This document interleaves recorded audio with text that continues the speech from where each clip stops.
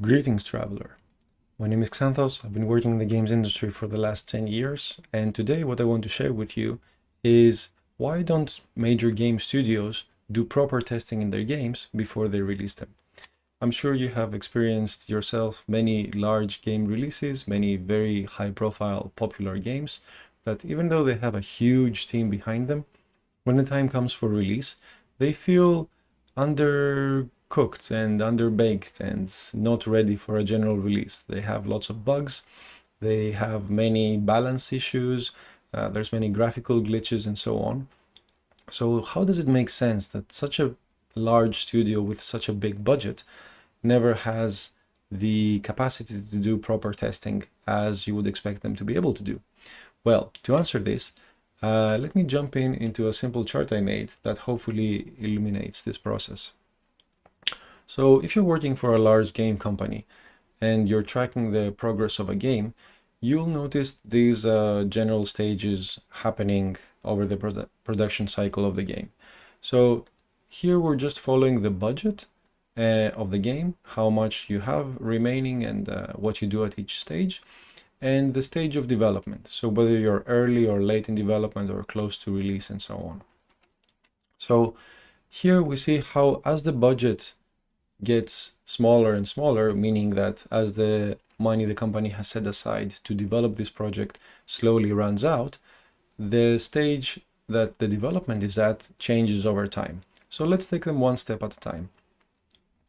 Now, when the budget is at full, when it hasn't been used at all, typically what companies do is they devote some time into concept work. They put together a demo that quickly shows off what the game is going to be. And this typically happens very early in the process and sometimes even before budget is allocated into this project to convince the team and the company that this game is fun and it's worth making and it should be made to its full capacity and be released. So up to here, not much money is wasted, and then we move on to the next stage where the team is put together. This already starts consuming a large chunk of the money because it's not 1 to 5 people working on the game anymore. During the prototype stage, there's typically 5 to 10 to 50 or maybe more, depending on the scale of the game, that are putting together a prototype. And this is important for the company because they would like to see how the game would look if it was at full production quality, even if it is for just one stage or just one boss fight. They want to see that the end result is compelling enough and worth it to take all the way to release. So just convincing the company that this is a worthwhile investment takes a big chunk out of the game budget. After this is successful, when it is successful, because there's a high chance it's not going to be successful, then the project can move on to its production stage. And in this part is where all the stages, all the enemies and weapons and so on are laid out for the game by the game designers. Engineers go in and start programming at large scale all the stages and so on. Artists start making all the sketches and all the concept art for all of the enemies and all of the items, and then followed by the actual 3D models that will be put in the game. Those are slowly put in the game and the game takes form as we know it after release. However, at this stage, the most of the budget is consumed. So just to get the game to a stage that is ready to be tested, you will typically consume half or more of the budget of the game. Now, this makes sense because this is where you're creating most of the game as well. So it makes sense that you would consume most of the budget in this process. However, what I've written down here is some very wise words that I heard, that a problem grows to its natural constraints. An easy way to understand this is, let's say you are a kid and you have this homework to do from school, and you get back from school and you know that you have to give in the homework the next day. It has happened to many of us that that one piece of homework, even though it's not very large or very time consuming, somehow seems to take the entire day to complete.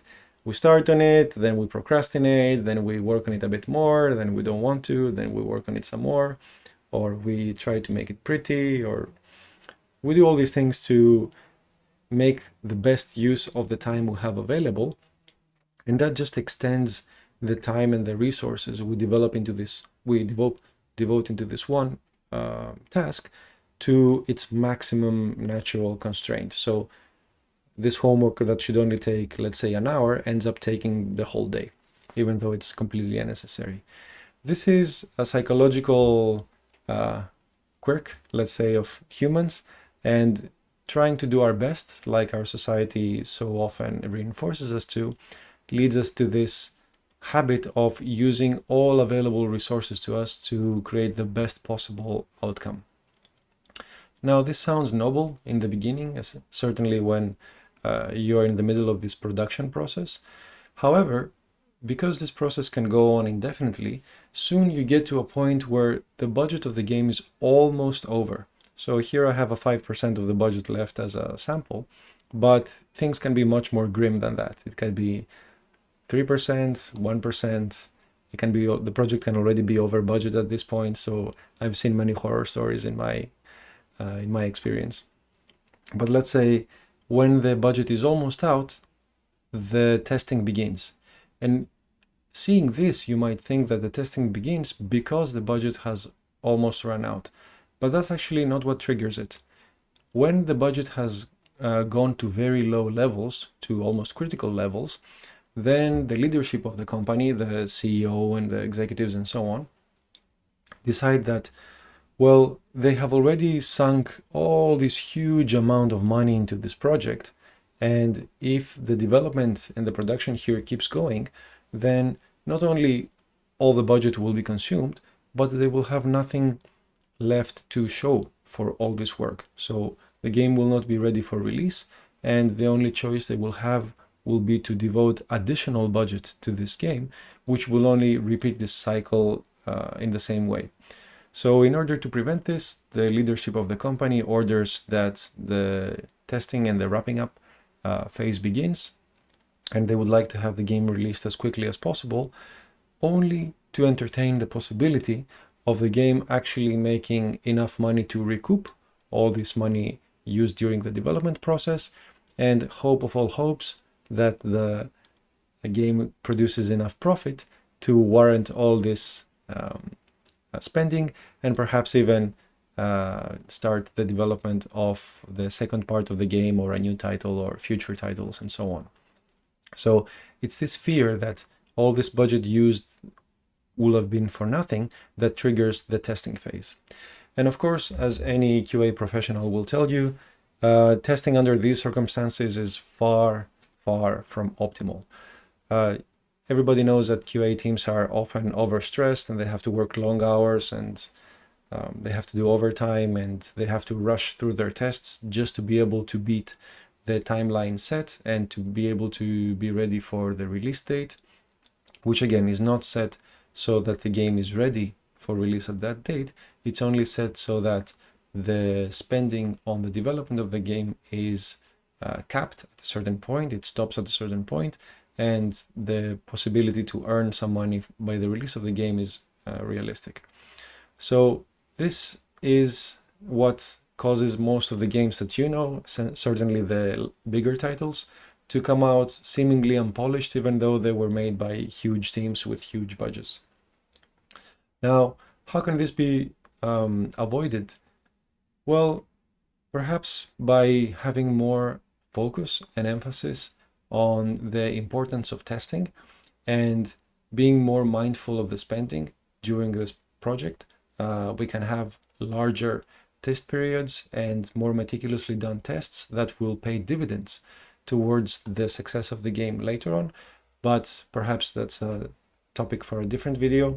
So if you're interested in that, go ahead and let me know down below, and I will do my best to answer on an alternative to this process that will allow you to do proper testing and will have your game ready when the time comes to release, to be enjoyed by people without all those annoying bugs and flaws that accompany it. So I hope you enjoyed this one. I hope it was helpful for you. And until next time, have fun.